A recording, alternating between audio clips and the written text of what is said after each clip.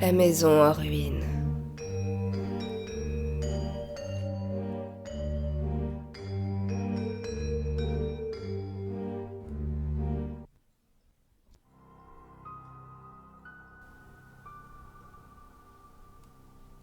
À chaque fois que nous rendons visite à mes grands-parents, je suis profondément intriguée par cette maison de pierre à la périphérie du village. Cela fait plusieurs années qu'elle n'a jamais été terminée. Seuls les 4 murs ont été bâtis. Les trous à la place des fenêtres donnent l'impression que la maison nous regarde. Mon grand-père m'a toujours formellement interdit de m'en approcher. D'après lui, la maison serait prise d'une troublante malédiction, car toutes les personnes ayant voulu continuer les travaux se sont volatilisées du jour au lendemain. Alors maintenant, plus personne ne s'en approche. Elle est laissée à l'abandon et est en train de tomber en ruine. Un soir, avec mon cousin, nous nous amusions à nous faire peur, et on s'est lancé le défi d'entrer dans cette maison. Nous sommes sortis en cachette pour nous rendre devant son entrée. Je ne m'en étais jamais autant approchée. Elle n'avait pas de porte, seulement une arche donnant sur une obscurité ténébreuse. Impossible de voir ce qu'il y avait à l'intérieur. Des frissons m'ont parcouru le corps. J'ai hésité à entrer. La peur était si intense en moi que j'ai vite changé d'avis. Mon cousin, lui, était beaucoup plus enthousiaste. Je lui ai supplié de faire demi-tour, mais il disait que j'étais une dégonflée, qu'il n'avait pas fait tout ce chemin pour rien, et que si je ne voulais pas le suivre, je n'avais qu'à l'attendre là. Je l'ai regardé entrer dans la bâtisse, disparaître dans l'ombre. J'entendais sa voix à travers les murs de pierre.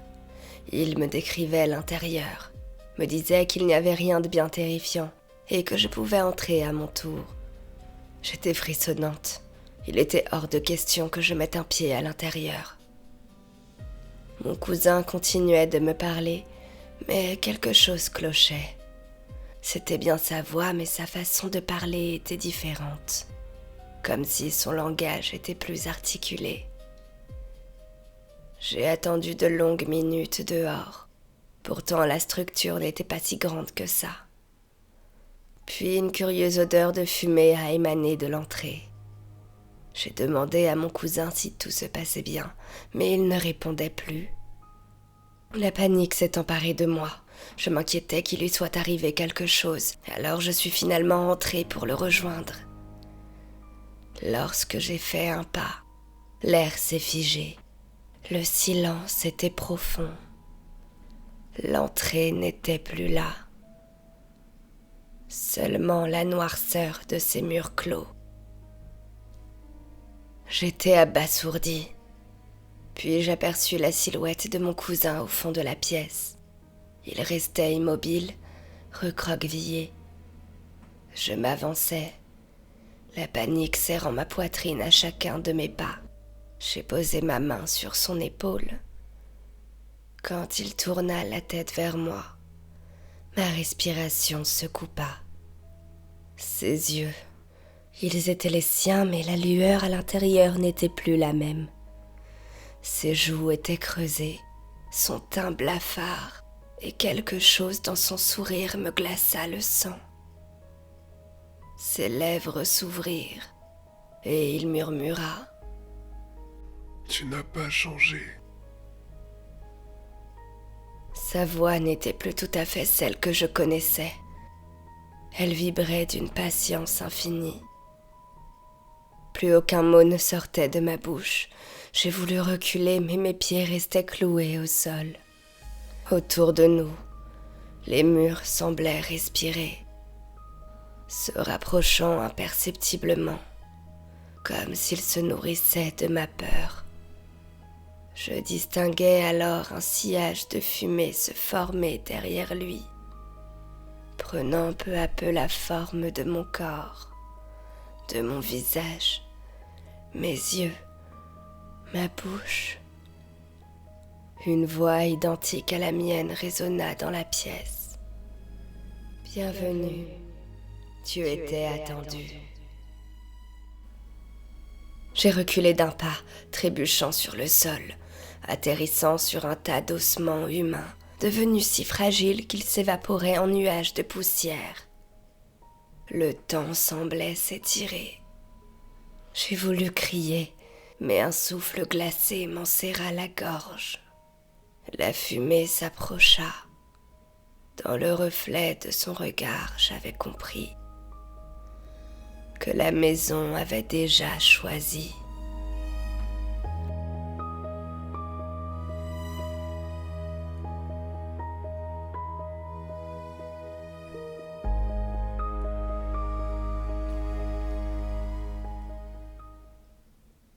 Le dernier bus.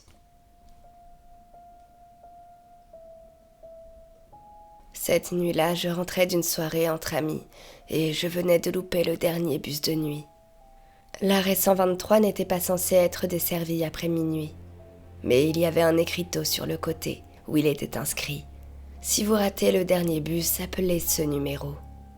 Sans autre option, c'est ce que j'ai fait. Une voix robotique au téléphone me demandait ma destination. Lorsque je lui ai donné, elle m'a invité à patienter, qu'un bus communautaire passerait me récupérer.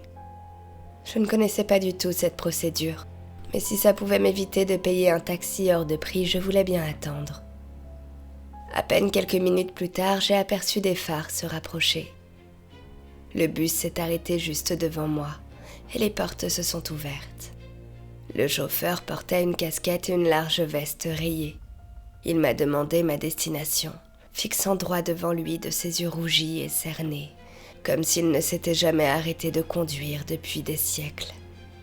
Il m'a ensuite tendu un ticket et j'ai pu m'installer. Le bus n'était pas rempli. Il y avait quand même quelques personnes, toutes au profil assez particulier. Un jeune homme était assis vers l'avant, recroquevillé, les bras croisés devant lui. Il serrait un bouquin contre son abdomen, basculant d'avant en arrière en répétant le même mot en boucle. Arrête, arrête, arrête, arrête. Une autre femme était assise côté fenêtre, collant son front contre la vitre. Son souffle y formait de la buée presque opaque, l'empêchant de voir l'extérieur. Son regard était figé, inanimé. La troisième et dernière personne dormait au fond du bus, avec un chapeau sur son visage, certainement pour ne pas être dérangée. J'ai pris place discrètement.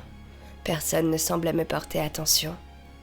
Je ne savais donc pas quand est-ce que j'allais arriver chez moi, et je n'avais pas envie de demander. Je n'entendais que le vrombissement du moteur et les arrêts à répétition du jeune homme à l'avant. Arrête. Il y avait déjà une vingtaine de minutes écoulées sans que le bus n'ait marqué un seul arrêt. En regardant par la fenêtre, le paysage était le même en boucle. Quelque chose ne tournait pas rond. Personne ne semblait s'en inquiéter, tous agissaient comme des illuminés. Je me suis alors levée pour me diriger vers le chauffeur, lorsque la femme décolla son front de la vitre pour m'agripper le bras. Je percevais une fatigue intense dans ses yeux. Elle me dit « N'y allez pas, c'est trop risqué. » Je ne savais pas si je pouvais lui faire confiance au vu de son état. Elle avait l'air déséquilibrée. Je suis quand même allée à l'avant du bus et ai demandé au chauffeur quand est-ce que nous arriverons à destination. À ce moment-là, les lumières du bus se sont éteintes. Plongée dans le noir complet, je ressentais des secousses me faisant perdre l'équilibre, agrippée à la barre comme si ma vie en dépendait. Quand une lumière rouge s'alluma, je me retrouvais seule dans le bus. Il roulait toujours, mais dans un désert de sable carmin, au milieu de nulle part. J'entendis la voix du chauffeur résonner. Que la partie commence. Les néons rouges clignotèrent et il me posa une question. Combien étions-nous dans le bus? La question était simple, mais la pression me déconcentrait. Il y avait 3 personnes assises, plus moi et vous. On était 5. Bonne réponse. Je sentais le bus avancer de plus en plus vite. Un écran au-dessus de moi montrait une centaine de stations. L'une d'elles s'alluma en vert. À la fin de cette série de LED, il était écrit « Destination ». Je regardais partout autour de moi, mais il n'y avait aucun échappatoire. Puis le chauffeur continua. Qui parlait tout à l'heure? C'était le jeune homme à l'avant. Une deuxième LED s'alluma. et le bus allait encore plus vite. Il enchaînait les questions devenant de plus en plus précises. De quelle couleur étaient les yeux de la femme contre la vitre? Que tenait le jeune homme dans ses bras? J'avais réussi à y répondre jusqu'à ce qu'il me demande. Combien de personnes sont mortes parmi nous? Ma gorge s'est serrée. Je répondis que personne n'était mort. Et il me dit: Mauvaise réponse. Toutes les lumières s'éteignirent de nouveau.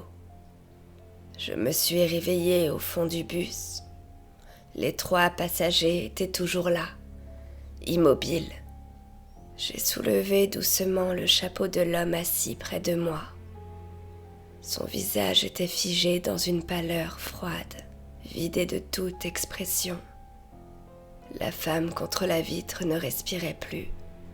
La buée avait disparu, laissant apparaître ses yeux blancs et ternes. Le jeune homme ne murmurait plus rien.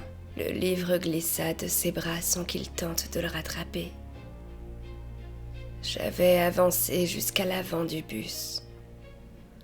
Mais le siège du chauffeur était vide. Le bus accélérait, maintenant une trajectoire droite, obstinée. Sans réfléchir, je me suis installée à la place du conducteur pour reprendre les commandes. À l'instant où mes mains ont touché le volant, quelque chose s'est refermé autour de moi. Le moteur s'est stabilisé. Une casquette s'est dessinée sur ma tête et une large veste rayée sur mes épaules. Un téléphone sonna. J'ai décroché. C'était une voix robotique au bout du fil. Nous avons un prochain candidat. Devant moi, l'arrêt suivant s'est illuminé dans la nuit. L'arrêt 123.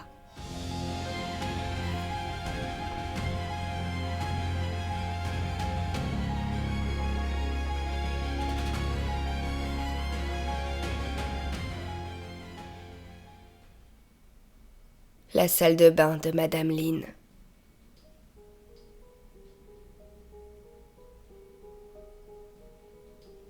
Dans la maison de retraite où je travaille, une pensionnaire est décédée la nuit dernière. Madame Lynn. J'aimais beaucoup cette dame. Nous passions beaucoup de temps à échanger toutes les deux. J'étais l'une de ses aides-soignantes attitrées. Madame Lynn avait de drôles d'habitudes. Elle était très maniaque sur la propreté, mais seulement dans sa salle de bain. Il n'y avait jamais une trace de calcaire, pas un seul cheveu dans le siphon, pas une seule trace de buée sur les miroirs. Malgré son état affaibli, le passage des agents d'entretien et les ordres du médecin, elle s'obstinait à tout nettoyer. C'était toujours impeccable. Mais étrangement, lorsque je suis entrée dans sa chambre pour la débarrasser, j'ai entendu un bruit de goutte à goutte dans la salle de bain. Madame Lynn refermait toujours les robinets. Elle refusait catégoriquement qu'une quelconque trace d'humidité n'apparaisse. Je les refermai et épongeai l'eau qui s'était écoulée. Puis un léger courant d'air m'a donné la chair de poule, et j'ai cru entendre la voix de Madame Lynn murmurer « Merci ». J'étais seule à ce moment-là. Il faisait nuit. J'avais travaillé toute la journée, alors ma perception était sûrement faussée par la fatigue. Je suis retournée dans la chambre et ai continué les cartons, quand un nouveau bruit de goutte à goutte retentit de la salle de bain. Là, ce ne pouvait pas être mon imagination. Je venais tout juste de refermer le robinet. J'y suis retournée, et il coulait à nouveau. Je l'ai fermé puis suis retournée dans la chambre. À peine quelques secondes plus tard, le bruit recommençait. Il devait certainement y avoir un problème de tuyauterie. En retournant voir dans la salle de bain, j'ai remarqué une trace noire d'humidité au niveau des joints. Elle n'était pas là tout à l'heure. Je l'ai nettoyée à l'aide d'un chiffon humide, puis ai remarqué que je n'avais pas essuyé l'eau écoulée dans la baignoire. Après m'être assurée que le goutte à goutte ne recommencerait pas en patientant plusieurs minutes, je suis retournée faire les cartons. Mais le répit ne voulait pas de moi. Le bruit de gouttelettes se réitérait. J'y suis retournée excédée. En ouvrant la porte, une odeur lourde m'a saisie. Les murs étaient couverts de moisissures noires, épaisses, comme si elles avaient poussé d'un seul coup. Le sol luisait d'humidité. Dans la baignoire, l'eau stagnait et une forme y était accroupie. Je n'ai pas vu son visage, seulement une langue, trop longue, glissant lentement sur la paroi, laissant derrière elle une surface immaculée. Le bruit était obscène. Quand elle s'est arrêtée, nous nous sommes regardés, et la chose a murmuré avec la voix de Madame Lynn.